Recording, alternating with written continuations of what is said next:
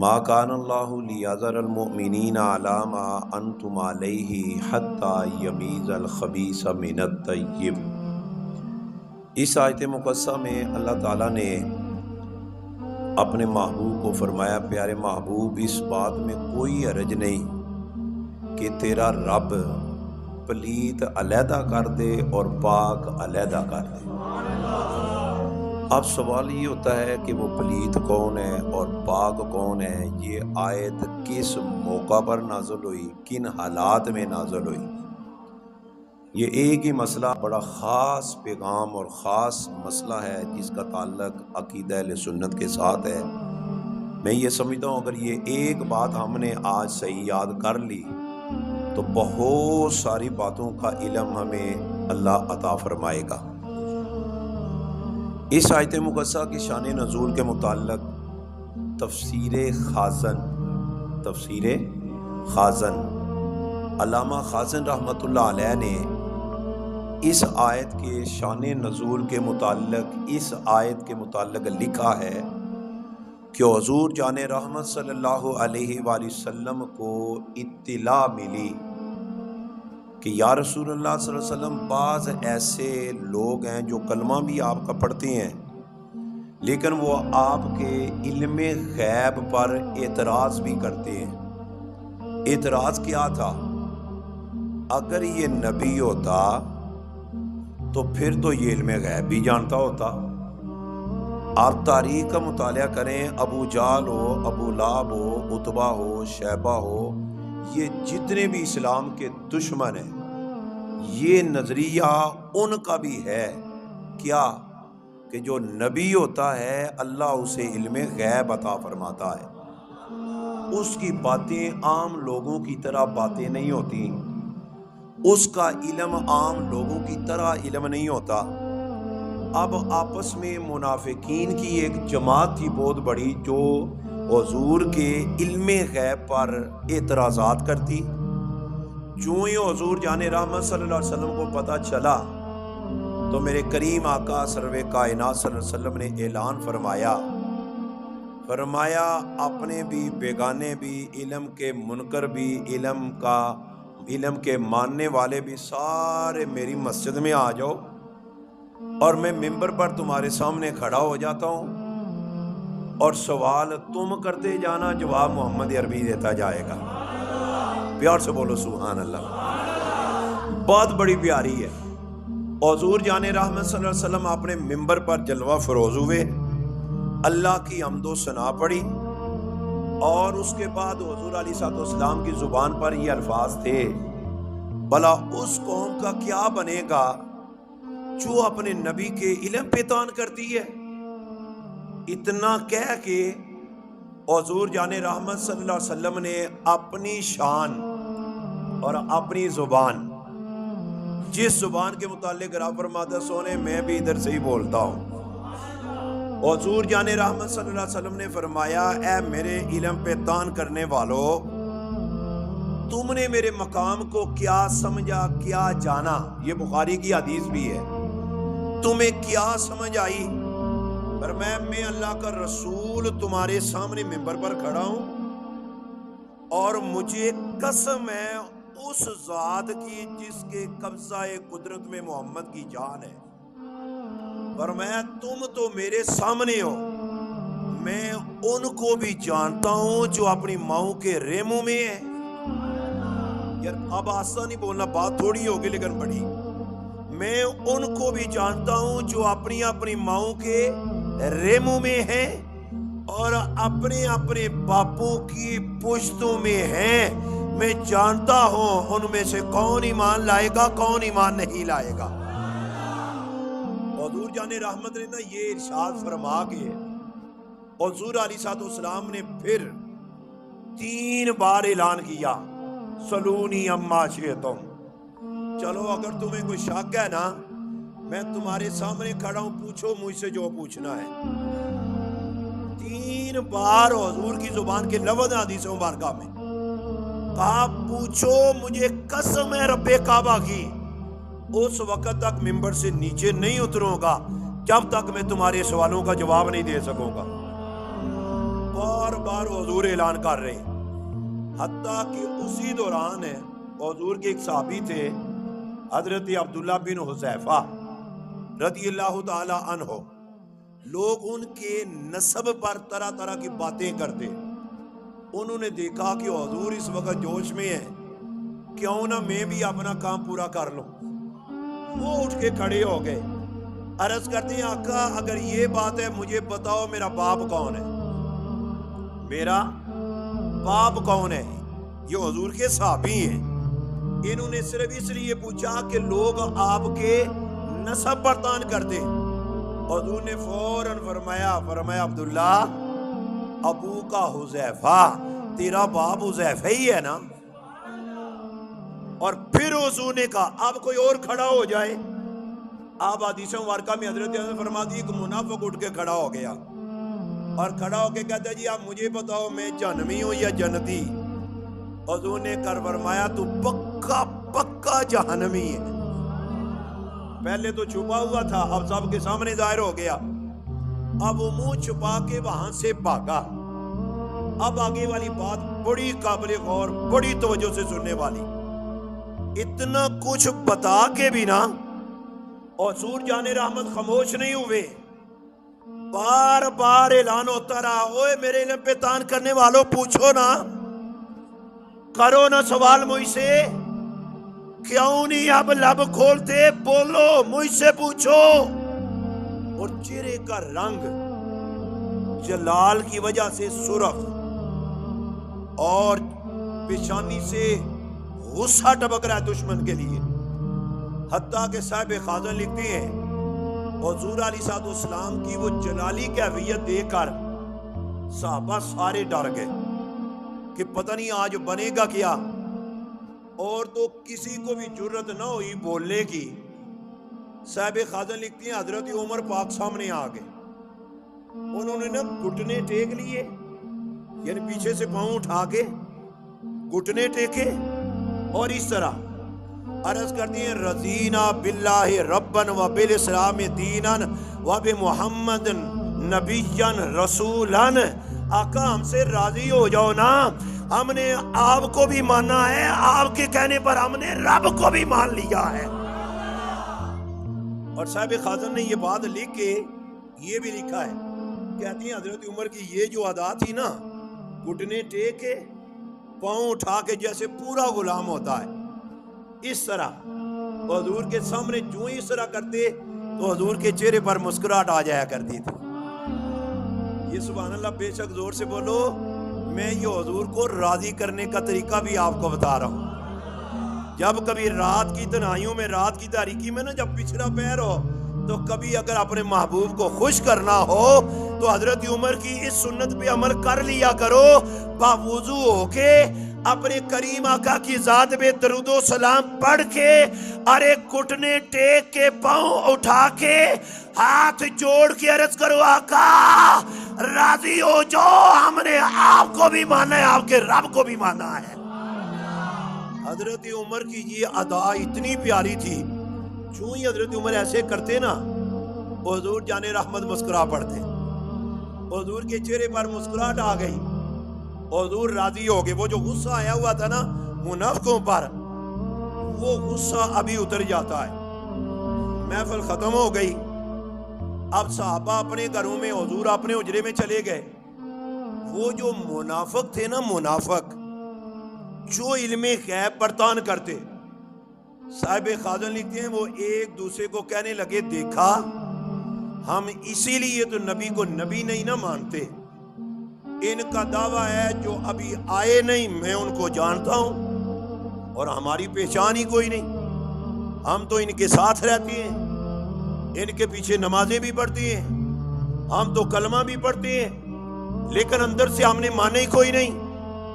آپس میں حضور کے اس فرمان پر معاذ اللہ مذاق اڑا رہے ہیں. قریب تھی حضرت بلال کا گزر ہونے لگا. اچانک ان منافقوں کی آواز حضرت بلال کے کانوں میں پڑ گئی. جب سنا یہ تو بے وقوف ظالم ہمارے نبی کے علم پر تان کر رہے ہیں, حضرت بلال بھی آپے سے پار ہو جاتے ہیں. غصہ کیوں؟ وہ غلام ہوتا ہی نہیں جو نبی کی شان کے بارے میں اگر کوئی غلط بات کرے تو اسے غصہ نہ آئے. یہ پکی بات.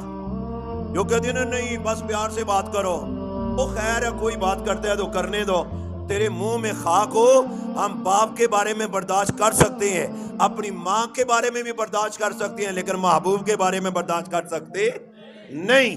اگر کسی نے محبوب کے بارے میں نازیبا کلمے کہے، ہم اس کی زبان کھینچ کر کدو کے آگے ڈال دیں گے. اس لیے ہمارا نبی وہ جو ہمیں جان، اولاد، مال، ہر شے سے بڑھ کر پیارا ہے. حضرت بلال کو بڑا غصہ آیا، بات سمجھ آ رہی ہے نا؟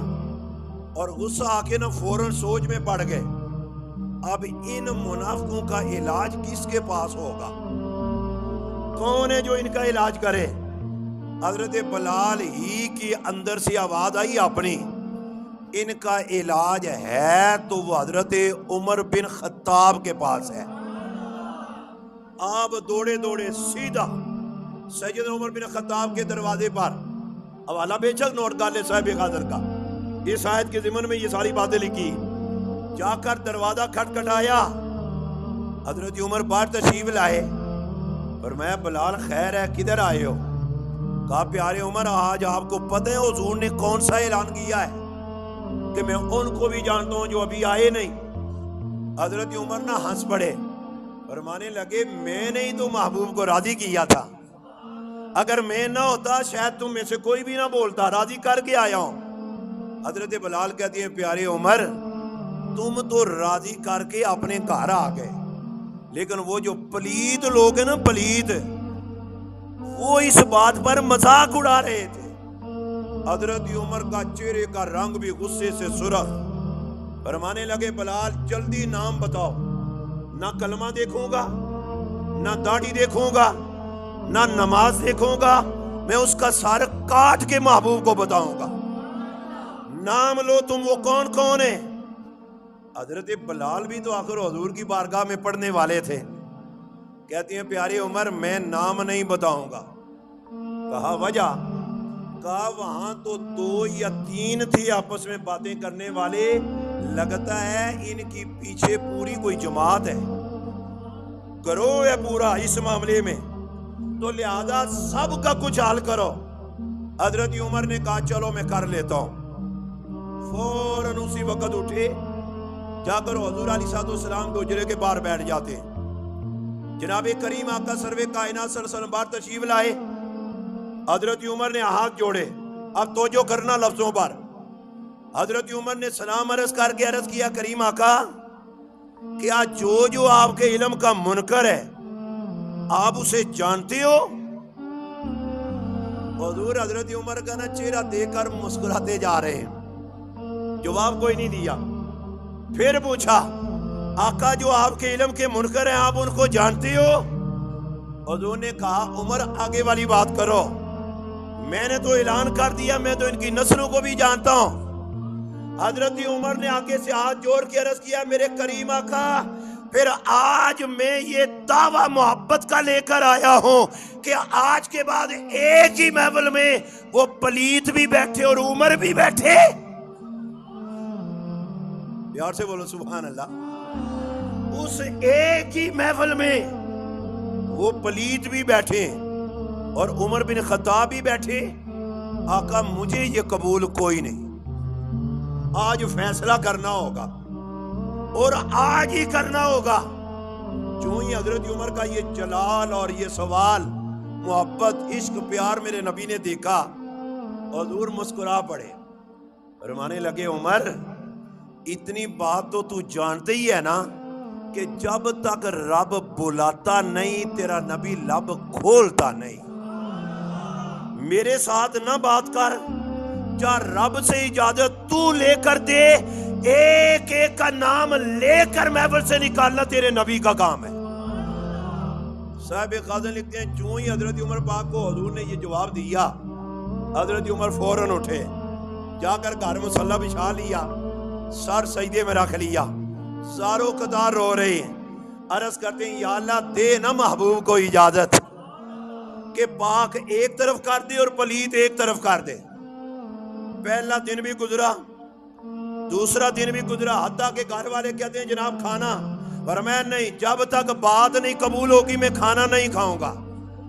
حتیٰ کہ صاحب خازن لکھتے ہیں تیسرے دن میرے جان رحمت صلی اللہ علیہ وسلم نے حضرت بلال کو بلایا، فرمایا پیارے بلال بس جلدی جاؤ نا، میرے عمر کو بلا کے لاؤ۔ حضرت بلال خوشی بخوشی جا کر دروازہ کھٹکھٹایا، حضرت بلال حضرت عمر باہر تشریف لائے، کہا کیا حکم ہے؟ کہا حضور بلا رہے۔ حضرت عمر کا چہرے کا رنگ خوشی سے جوم اٹھا، فرمانے لگے لگتا ہے رب نے عمر کی بات کو مان لیا ہے۔ حضرت بلال کہتی ہیں ہاں مجھے بھی یہی لگتا ہے۔ اب صاحب خازن لکھتے ہیں چوں ہی حضرت عمر حضور کی بارگاہ میں پہنچے تو حضور نے فرمایا عمر جاؤ، جا کر مدینہ کی گلیوں میں اعلان کرو، اپنے بیگانے جتنے کلمہ پڑھنے والے ہیں وہ سارے مسجد میں آ جائیں۔ بخاری جلد اول، مسلم شریف بھی ہے اور بھی کئی کتابیں ہوں گی، لیکن میں 2 معتبر کتابوں کا حوالہ دے رہا ہوں۔ ساری مسجد کچا کچ بھر جاتی، میرے اور تیرے سونے محبوب منبر پر جلوہ فروز ہو جاتے۔ اللہ کی حمد و ثنا پڑھی اور حمد و ثنا کے بعد حضور نے اعلان کیا میرے علم پہ تان کرنے والوں جاؤ، میری محفل سے نکل جاؤ۔ ایک بار اعلان ہوگا، صاحب خازن لکھتے ہیں وہ آپس میں ایک دوسرے کو کہنے لگے نہ اٹھنا، پہلے بھی ہوتے رہتے تھے، یہ اعلان ہوتے رہتے ہیں، نہ اٹھنا، بیٹھے رہنا۔ اب بخاری کی حدیث ہے حضور نے دوسری بار پھر اعلان کیا، کوئی نہیں اٹھا، اور تیسری بار پھر اعلان کیا، کوئی نہیں اٹھا۔ میرے جان رحمت نے پھر ایک ایک کا نام لینا شروع کر دیا، فرمایا یا فلان ابن فلان، اوے فلان کے بیٹے فلان، چل میری محفل سے نکل جا، تو میرے علم کا منکر ہے، تو پکا منافق ہے۔ یار سے بولو سبحان اللہ۔ 300 کے قریب بعض روایات کے مطابق ایک کا نام لیا، تو بھی نکل، تو بھی نکل، تو بھی نکل، تو بھی نکل، کیوں؟ اور میں علم غیب کے منکر ہوں۔ اور رب نے کیا کہا؟ فرمایا ما کان اللہ لیذر المؤمنین علی ما انتم علیہ حتی یمیز الخبیث من الطیب۔ اے پیارے سونے محبوب، جو پاک ہیں انہیں پاس بٹھاؤ، جو پلیت ہیں انہیں اپنی مسجد سے نکال دو۔ اب 2-3 باتیں، جن پلیتوں کو حضور مسجد سے نکال رہے ہیں ان کا قصور کیا تھا؟ ان کا نماز نہیں پڑھتے تھے، روزہ نہیں رکھتے تھے، حج نہیں کرتے تھے، زکاتیں نہیں دیتے تھے، سب کچھ تھا۔ پوچھو علماء سے، جس دن میرے پاک کریم آقا نے ایک کو محفل سے نکالا، جس کا نام لے لے کر نکالا، ارے ان کا قصور صرف ایک تھا، علم غیب کے منکر تھے۔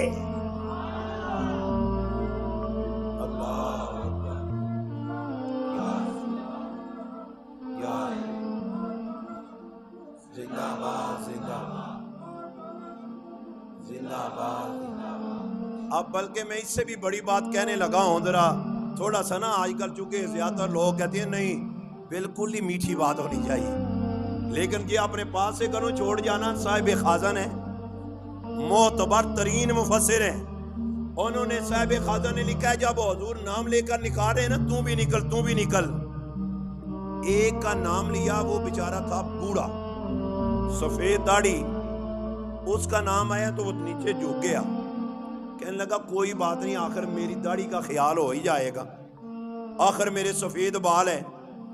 پر قسمت اس کی، صاحب خازن لکھتے ہیں بیٹھا ہوا مولا علی کے پاس تھا، حضور نے نام لیا اٹھے، وہ بیٹھا رہا، صاحب خازن لکھتے ہیں وہ نہ اٹھا، مولا علی پاک اٹھے، اس طرح قمیض سے اٹھا کے پکڑا اور پاؤں کی ٹھوکر مارتے ہوئے اور روتے ہوئے کہا بابا بتا تو صحیح، اوے میں تیری سفید داڑھی دیکھوں یا شان مصطفیٰ دیکھوں؟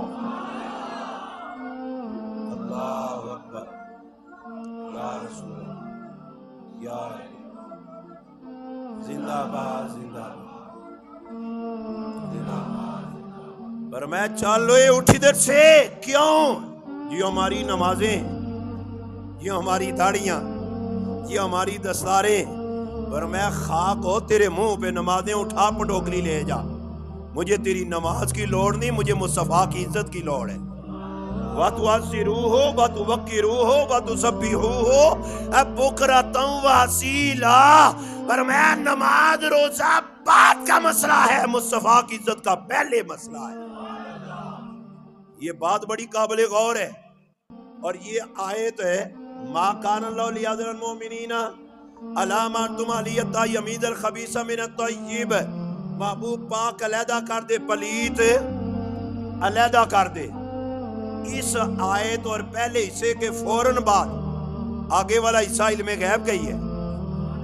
میں پھر پڑھتا ہوں. ما کان اللہ لیذر المؤمنین علی ما انتم علیہ حتی یمیز الخبیث من الطیب وما کان اللہ لیطلعکم علی الغیب ولکن اللہ یجتبی من رسلہ من یشاء. اللہ فرماتا ہے مصطفیٰ پاک علیحدہ کر دے، پلیت علیحدہ کر دے.